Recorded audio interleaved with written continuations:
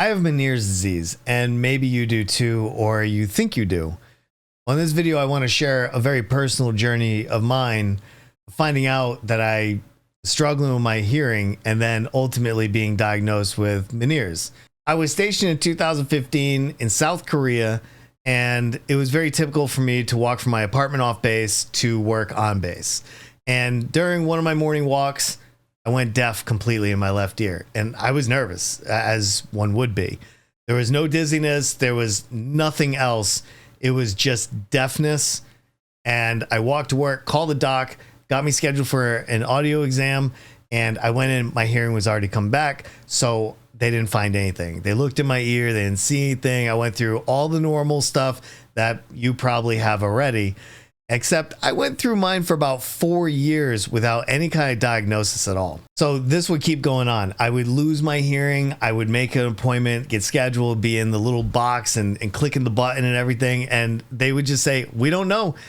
We don't know. It'll come back, I guess. You'll be fine.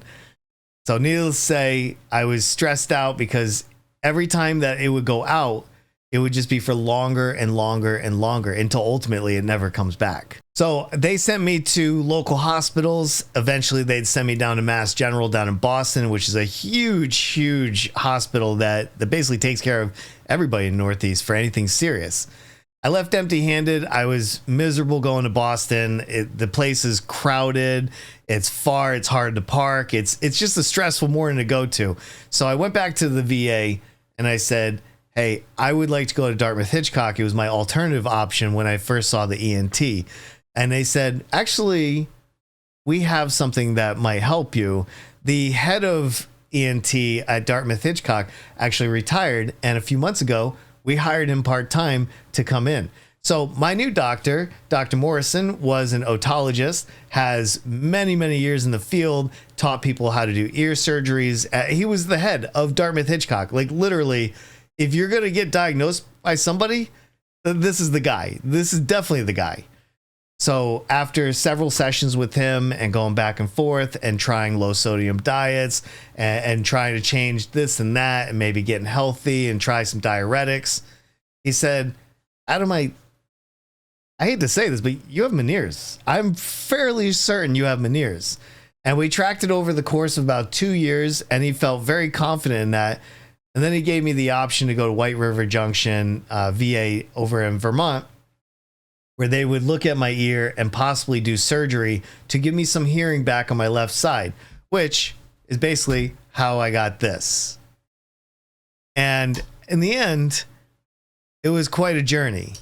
Now, I want to talk about the symptoms because at the beginning, there was none. I didn't have vertigo. I didn't have ear fullness. I didn't have anything other than I just can't hear out of my left ear. Now, at this point, I believe I can get 56% of speech.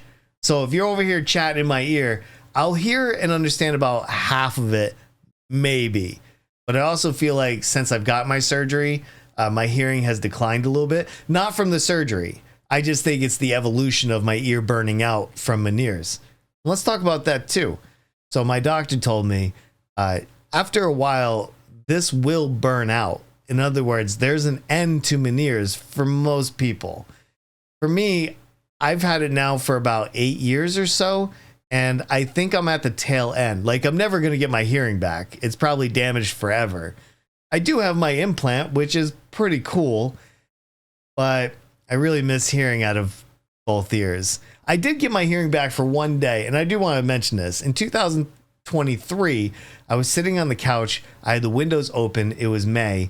And I got all my hearing back. I mean, 100%. I could hear the birds chirping. I could hear everything crystal clear. I sat on the couch for what seemed to be 6 hours, just listening to the nature, listening to those birds chirp. Let's talk about the bad sides of Meniere's. As I said before, I never got vertigo until 2 years ago. So in 23, after that beautiful day where I was listening to the birds and everything, a few months later, I got my first attack. Now, if you don't know what vertigo is, the balance nerve ties to the inner ear, and you can look this up. You can Google the eardrum or whatever you want, and you'll see the picture. The balance nerve is diseased in my ear, and it throws me into vertigo sometimes. I had to go to urgent care 5 times in an 8-month streak. Different urgent cares, so I got to see different doctors, and they would just help kind of calm me down and get me to the point where I'm not throwing up. And the first time I was curled up on my bathroom floor, I thought I was gonna die. I had no idea what was going on with me. I didn't know if I was having a heart attack. I didn't know what was going on. My world was upside down. Throwing up, I spinning. All I could do was lay on the carpet in my bathroom and just wait for my wife to come in so she could take me to urgent care. I was so scared. I had no idea. This had never happened to me. In all honesty, I'm a fairly healthy individual.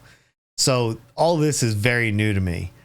Now, after I went to urgent care 5 times, all of a sudden my vertigo started going down a little bit. Now, we tried, like I said, the low sodium. We tried cutting out certain things that I was eating. None of that helped me. I have no idea what even triggered the vertigo. Today, I get it about once a month. It lasts for about 20 seconds. And this is what I do. Don't listen to all those crazy YouTube videos that you see about, well, you know, if you sit in this position, you cross your arms, you go over here, you know, everybody's got these little things that if you just do this, all of a sudden you'll be fine. None of that worked for me. None of it. The only thing that works for me, and I don't get any kind of warning with the dizziness, it's a quick onset, whether I'm driving, whether I'm walking, whatever. I mean, like I said, very infrequently. And if I wasn't feeling good, I would never put myself in any harmful like danger or whatever. If I know and I feel it, even if it's just like a second or two, like my head will feel like it's getting a headache or whatever. And as soon as I feel it, I sit down wherever I am. And I'll give you a perfect example. 2 weeks ago, I got hit with it big time. I was at the ice cream stand about, I don't know, a few miles from the house. I brought the family over there for Mother's Day. We were eating our ice cream. My girls were like, hey, can we try this? So I walked over, I ordered the ice cream. I had 2 little cups in my hand. I was walking back to the picnic table so we could eat them. And all of a sudden, my whole, like, for me, it's my eyes. My eyes physically just start wobbling back and forth, and I lose all sense of bearing. So I just immediately sat down in the parking lot with the 2 ice creams. I just put them down as fast as I could, and I just sat. And of course, it scared everybody. Everybody thought I had fallen, that I had hurt myself. So my family comes running over. Are you okay? Are you okay? And yes, I'm fine. All I did was I sat there. I covered my eyes like this. I want my eyes to go completely black. No light at all. So I will even take my palms and cover my eyes like this. And I just breathe. I just calmly breathe through like this. I know it sounds silly. It looks silly, but this is what works for me. In about 20 to 30 seconds, it passes. And then it's gone. It's gone for hopefully days and weeks and months. I haven't even had a dizziness spell since then. But the problem is you don't know when they're going to onset. You don't know how many you're going to get, and you don't know when it's going to happen. So you could be in a very dangerous spot and then have a spin out. This is one of the hardest things I've ever had to deal with, and probably the same for you. If you've made it this far into the video, by the way, you may not like any of my other future videos or not, but if you want more of this stuff, which I will hopefully share with everybody, make sure you like and subscribe. Maybe even share it with somebody that's suffering. But I'm not really a dedicated channel for that. I just want to say that while we're talking about it. So if you're spinning out and you haven't seen a doctor or anything, please, by all means, go see a doctor. My doctor said, hey, we know we have this. It's not going to get any better. In fact, it's probably going to get worse. And then when he told me that he had Meniere's disease and he had been suffering from it for the last 40 years, all of a sudden he became somebody I related to. I can't really explain that because finding somebody else with Meniere's disease seems to be impossible unless you're on like Reddit or something. But locally, I had nobody except Dr. Morrison, somebody that actually understood. And you might think, well, what triggers this? Is it alcohol? Is it salt? Is it XYZ? I still to this day eat pizza, pickles, soda. I have not changed my diet at all. I eat spaghetti. I eat lasagna. All those nasty things that have high sodium and red sauce and everything else. I don't drink. I I'm not a big fan of it myself this day, because I mean, if you're already dizzy, the last thing you want to do is make yourself even more dizzy, you know, through alcohol. So you might find some triggers that I don't have. Like, there's not a lot of information out on Meniere's disease. It seems like there's a medicine called IPM 1000, I believe, that they're kind of working through trials. I have no idea if that would even bring back my hearing, if it would help me. I've thought about surgeries where they go in, they cut away the bone behind the ear and just cut the balance nerve. Sometimes if your vertigo is that serious, you might need something like that. I have not gotten that, so I cannot talk to you about that. I cannot answer your questions about that. I can't even suggest that you go and look at something like that. To me, that's so serious. I honestly would rather just be deaf without anything. Like, I got the surgery here. You could probably see it behind my ear. Right? It's a little small cut. It's nothing bad. And so my doctor basically have been teaching the surgeons at White River Junction how to implant some of these devices. And so last October, that would be October 2024, I went in underneath the knife and they put in the implant. And about 2 months later, they activated it and got it all on schedule. And I just kind of been dealing with it for like the last 8 months.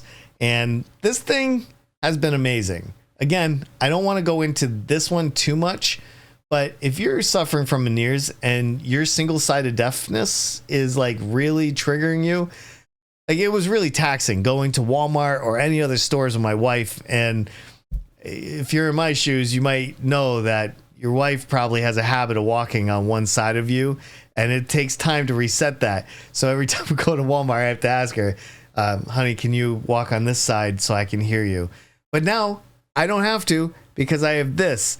They put a device underneath my skin that will allow me to put this on my head. And this allows the audio to be processed in this device and sent across my skull into this inner ear. Definitely weird. Takes time to get used to, but I have my hearing back. I don't want to drag this out. I just want to talk about Meniere's, kind of how I established getting mine figured out, how I got to where I am today. So I want to leave you with one other thought. I want to leave you with, where am I today? Is there a light at the end of this tunnel? And the answer is yes. If you're anything like me, hopefully you won't have to change your diet. Hopefully you won't have to be on diuretics for too long. And hopefully you'll get used to it.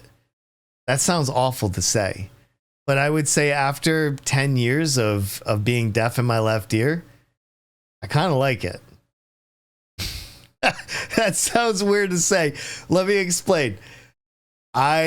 Whenever I don't want to hear anything and I'm laying down like in the morning and I don't want to get out of bed, I just lay on my good ear and I can't hear anything. Now, of course, that has some negative implications too, but you know, I've just gotten used to it. And I don't spin out as much. I do still spin out. Like, it definitely happens. So I don't travel a whole lot. I really try to reduce my driving. I try to reduce how active I am, just in fear of hurting myself or other people. I just hope that you can find what works for you. And I hope that you can find somebody that can help you through it. If you're suffering from Meniere's and you're looking for answers, I mean, you can put whatever you want in the comments, share your story in the comments. I will try to reply to everybody. If you want to know more about my Meniere's and you want me to make additional videos, let me know that as well. Make sure you like, subscribe, leave a comment. Tell me something about your Meniere's. Tell me that I'm not alone. Tell me that there is other people out there that are in my shoes too. I'm hoping this video will go kind of both ways. A little lift for me and maybe a lift for you. All right. In the future, I will do a video specifically on the hearing aid, how it works, kind of what I went through, and all that too. Thank you for watching, and I'll make more in the future. Until then, I'll see you in the next one.